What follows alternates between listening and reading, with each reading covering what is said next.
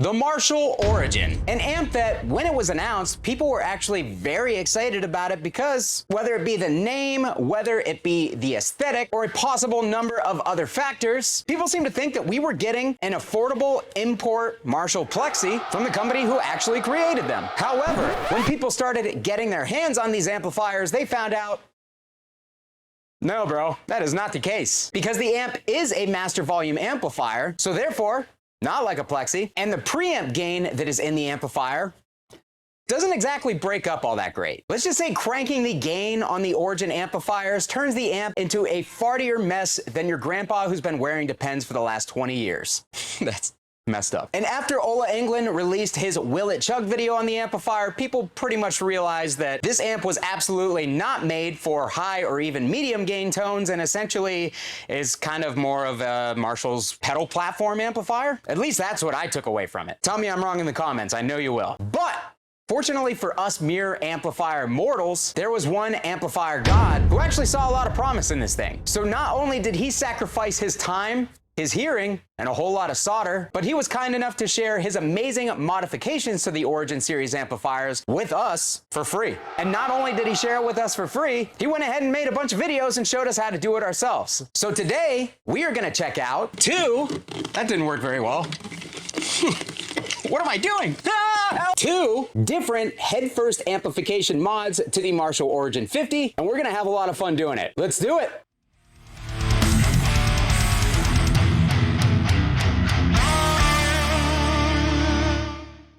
All right, guys, hope you're doing great out there today. If this is your first time here at my channel, my name is Kyle, and welcome to Belligerent Studios. What I do here is I take all sorts of awesome high-gain related guitar equipment, record it with a simple setup, and I give you the unprocessed audio on your end. So if you're into East End or thrash riffs, dropsy hardcore riffs, and dudes that really need to silence their notifications when they start filming, you're in the right place. Consider hitting the like button and subscribing on your way out so you don't miss any more of my stuff. Thanks. All right, guys, today I am very excited to share with you the head-first modifications to the Marshall Origin 50.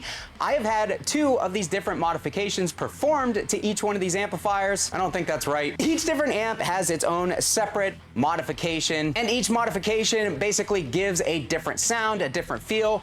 They essentially turn each one of these Marshall Origin 50s from the stock amp into an actual desirable modded Marshall sound straight in the box. Now, before we get too far into the video, you guys are probably gonna accuse me of being a paid shill because I'm gonna say a whole lot of nice things about these modifications and how these amps sound because they're awesome, but that is not the case. I bought these Marshall Origin 50 amplifiers myself, used from Guitar Center, and I had my local tech, Mike Wagner of Wagner Amp Repair here in Erie, Pennsylvania, perform the modifications for me based on the schematics and the videos that Jason Tong has put out into the world for absolutely free. Mike didn't do the amp mods for free. He charged for that. But the schematics and the videos are free. And if you don't know who Jason Tong is, he is the owner, the proprietor of Head First Amplification. Head First, ask questions later. I'm pretty sure that's a slogan. I'm getting off track. But yeah, not only is Head First Amplification its own amp company that produces its own amp models such as the Alta and the Evil Joe, but it is a company that provides modifications to existing Marshall amplifiers and similar, and actually got its start through Jason kind of messing around in the DIY scene and eventually creating his own PCB boards, his own mod boards for different Marshalls, for different modifications. And that part of the business has essentially turned into the Evolve DIY business where they sell basically clone kits of different amplifiers. They sell modification PCBs and some of the stuff that you'll need in order to perform certain mods on certain amplifiers. If you're the actual type of person that has the time, patience, and attention span to build or modify an amp yourself, I highly suggest you check out Evolve DIY if you haven't already. You probably have because they've become one of the premier names in the DIY community. But if your brain is riddled with ADHD and stupidity, much like mine, you could just have somebody else do it. And I highly suggest you check out Mike Wagner of Wagner Amp Repair because not only is he extremely fair He's got a very fast turnaround and his work is rock solid. I'll link to his Facebook page down below in the description of this video. The man has either modified or repaired almost 100 amps for me over the last 10 years, and he's an actual electrical engineer, so he's not just some hack working his way through this stuff. He's an actual fart smeller. So as far as the modifications that I had done on these Marshall Origin 50 amplifiers, I have had the 800 mod done to one, and then I have had the Jose mod done to the other. And each of these different amplifiers have their own features. They have their own differences in the voicing. The 800 mod very much sounds just like a, you know, like a slightly higher gain 2203 or 2204 circuit. Of course, it's gonna have its differences because there are a lot of different internals on these Marshall amplifiers. But the cool thing is, and one of the things that I think Jason, one of the reasons I think he saw promise in these amplifiers is they are using some of the same transformers that you will see in like the UK Studio series that Marshall has put out. Their 20-watt amplifiers like the Studio Classic 20, the Studio Vintage 20. So they do have some, you know, fairly good quality parts in them. They're not just throwaway Chinese junk, at least I don't think. And he obviously saw enough promise in these amplifiers to kind of dive in and start modifying them and not changing the transformers out of them. So I think that kind of says something. But there are a number of different modifications that you can do to these amplifiers. So I would highly suggest checking out Jason's videos on his Head First YouTube channel and also checking out that Evolve DIY webpage to see what he has to offer. But yeah, I have actually sold the 800 mod because I'm gonna be keeping the Jose mod for myself.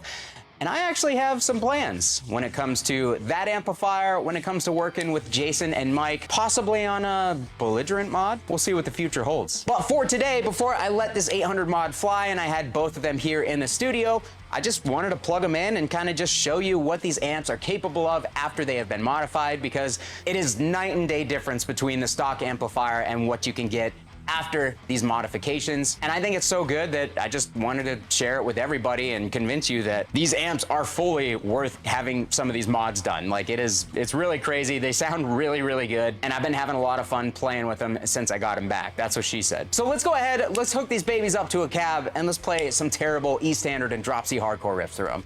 I'm excited, let's go. All right, guys, so I have both the amplifiers currently sitting on top of my Friedman BE412 cabinet. This is one of my favorite cabs, especially for Marshall style amplifiers.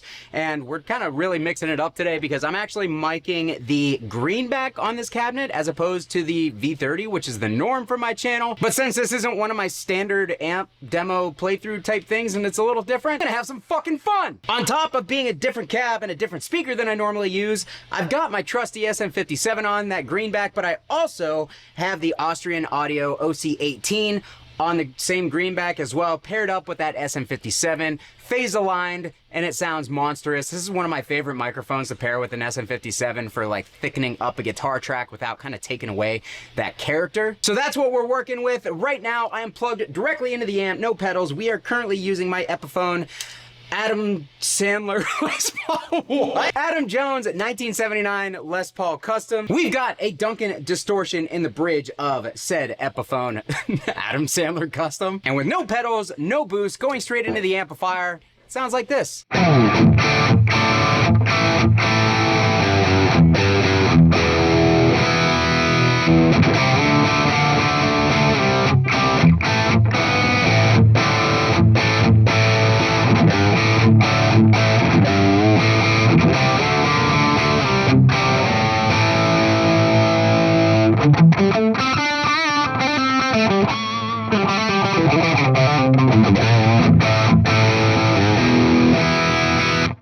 So that is racist Uncle Rock tones all day. That is with the gain at noon. We've got the tilt completely turned down, which once you modify these amplifiers, that tilt usually has something to do with the gain overall, whether it be the structure or the overall saturation. So I'm gonna go ahead, I'm gonna turn that up. As you can hear, we've got some noise coming through.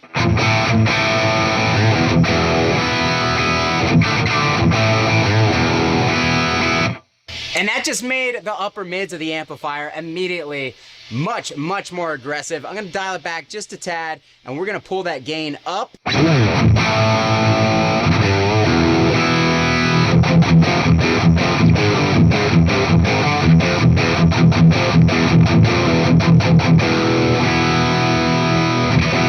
Dude, I mean, honestly, as far as the amp from stock form to even just this right now, miles and miles of difference. This thing sounds really, really good for those old school cranked Marshall tones. Right now we have it on the high power setting. If we crank it down, we'll actually be able to start getting some output or some power section gain out of this amplifier a little earlier.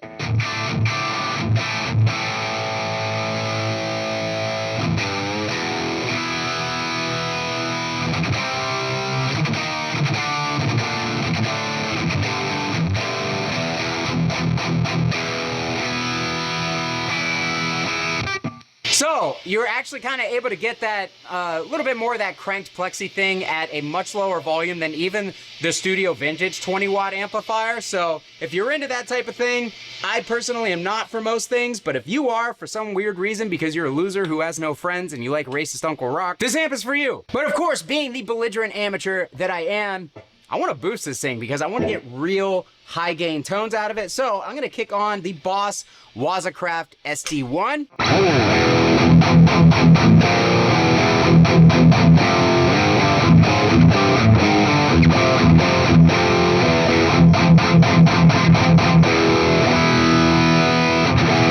That's in the classic ST1 mode. Let's kick it over to the custom. And this should have significantly more output.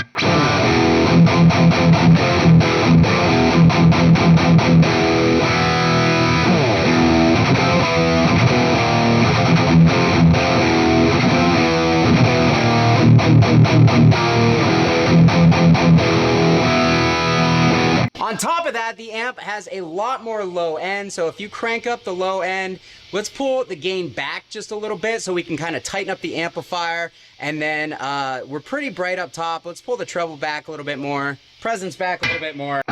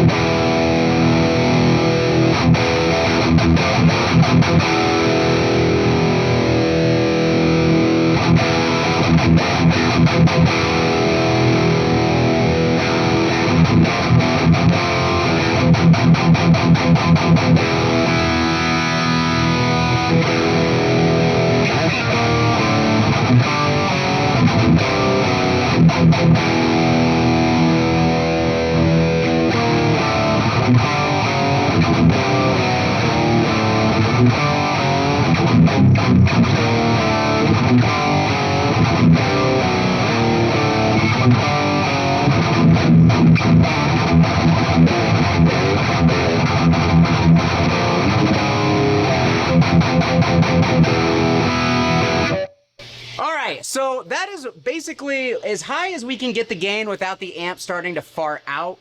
That's with an old school overdrive. Let's kick in something a little more modern like the Lichtlärm King in Yellow. It's gonna have a lot of output and it's gonna have a little bit of a tighter low end. And let's dial up that tilt a little bit to see if we can get a little bit more upper mid.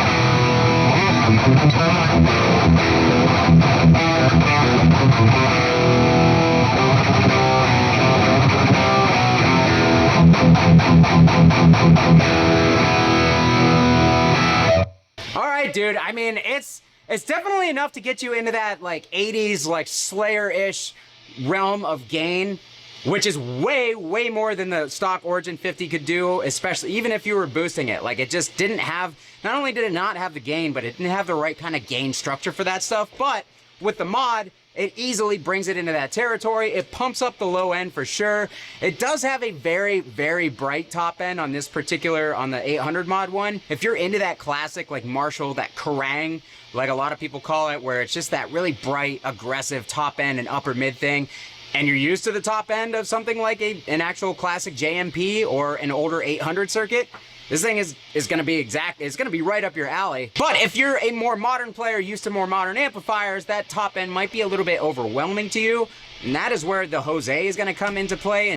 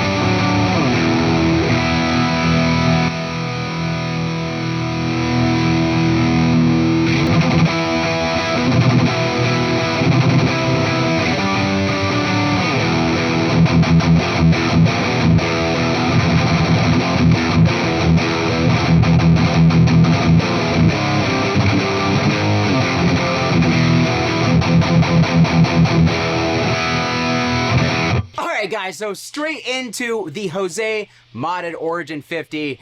Immediately, you see how much more gain that this thing has overall. In my personal opinion, there is more control over the tone. The EQ does more. If you've ever played a Chariotone like Chupacabra or Yeti, or any other just like somewhat faithful Jose modded Marshall style amplifier, this switch right here seems to be a lot like the saturation or the era switch, I guess, because in the middle it was kind of like a lot less saturated. It was more of that open like plexi thing, but then once you start flipping it off to the sides, it significantly compresses things, it dropped the volume down, and it added some saturation in different ways, depending on which way you flip the switch. So yeah, this one also has an extra mod. I went an extra step with this one, and I had Mike Wagner install the depth mod on the power section of this amplifier. So this one has a depth control. Long way on this style of amplifier, because, you know, this one already had a nice low end, but cranking the low end in the EQ, in the channel EQ of the amplifier, it did kind of get to that point where it's a little bit like farty, a little bit broken up if you were really trying to push it. But on the Jose one, if you crank the depth control from the depth mod, it adds a much deeper, punchier type of low end that it doesn't break up in the same way, so it's tighter. A lot going on with this. One thing that I did forget to mention, because I am bad at my job, at the beginning of this video, either of these modifications will take the effects loop away from you. You will no longer be able to use the effects loop unless you go another extra step and have something like the Metro zero loss loop installed. I think the Friedman loop works in these as well. That's another fantastic option if it does. Again, straight into the amplifier, we were getting tons and tons of overdrive, tons of gain, and I was kind of playing with the controls, trying to get different tones, different sounds out of it. Let's go ahead, let's dive into that a little bit more. Let's go back to the middle here on that switch, and I'm gonna pull the master down before I blow my ears out.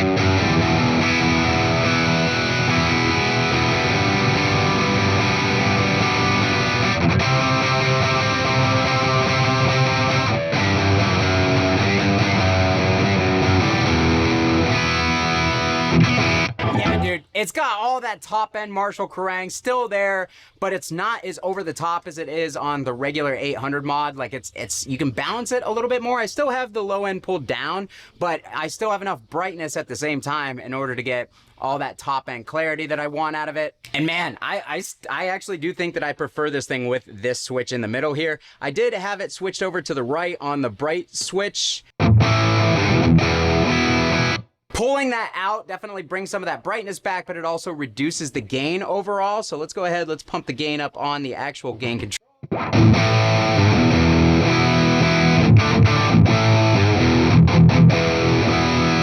All right, so as you can see, once you push the gain, just like a Marshall, a master volume Marshall, it starts to fatten up and get a little thicker, a little chewier, for better or for worse. I'm gonna go ahead and turn this dial control up because this was definitely adding some saturation on this particular amp, but it was also adding some of that upper mid aggressiveness that we got out of this one.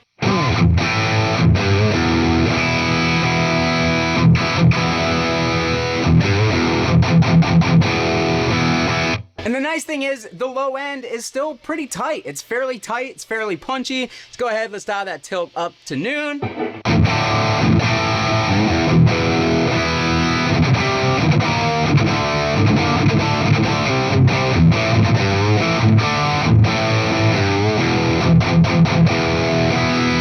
Dude, this amp, this one for sure is the clear winner in my personal opinion.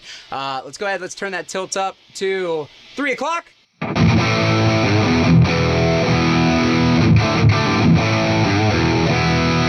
Alright, so from what I can tell, this essentially acts as gain 1 and gain 2 like you'll find on a lot of Jose style plexis, and dialing it up that far definitely starts to fatten things up in a way that I don't personally love. So let's pull that back a little bit. Let's pull the preamp gain back a little bit. Sounds really good. I'm gonna do the forbidden thing. I'm gonna hit it with that Boss SD1.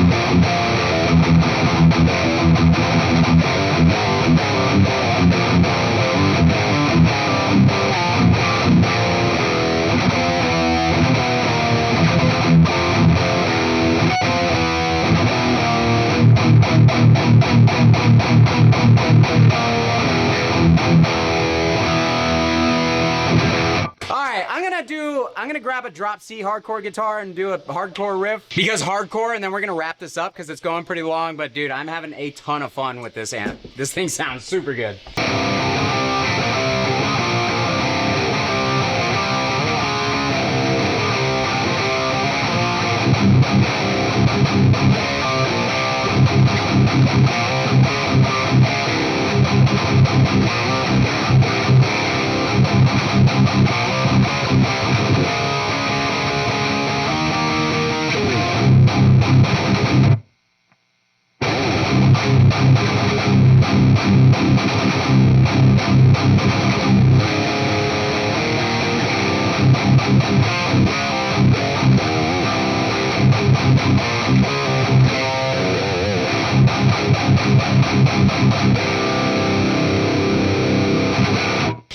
Dude, I feel like I could spend all day messing around with this amplifier because of all the options that are in here because of that Jose mod.